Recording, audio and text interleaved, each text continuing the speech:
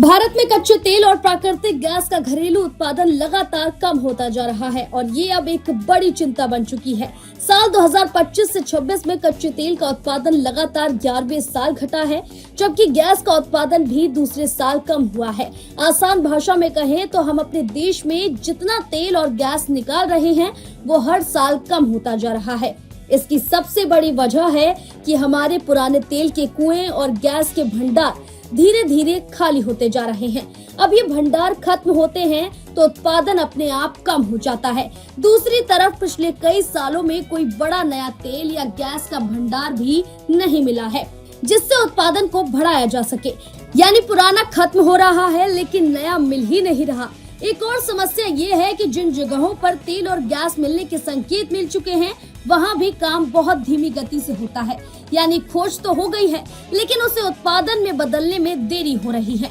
इसे ही कमर्शियलाइजेशन में देरी कहा जाता है। अगर आंकड़ों की बात करें तो 2025 से 26 में कच्चे तेल का उत्पादन करीब 2.5% गिरकर 28 मिलियन मीट्रिक टन रह गया है। वहीं 2014 से 15 के मुकाबले अब तक कुल 22% की गिरावट आ चुकी है। प्राकृतिक गैस का उत्पादन भी 3.7% घटकर 34,776 MMSCM रह गया है। 2011 से 12 से 2020 से 2021 के बीच गैस उत्पादन में करीब 40% तक की गिरावट आई थी।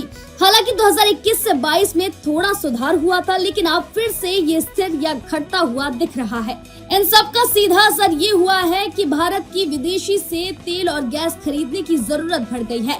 अभी हालात ये है कि हम अपनी जरूरत का करीब 89% कच्चा तेल और 91% गैस आयात करते हैं। यानी हम काफी हद तक दूसरे देशों पर निर्भर हैं।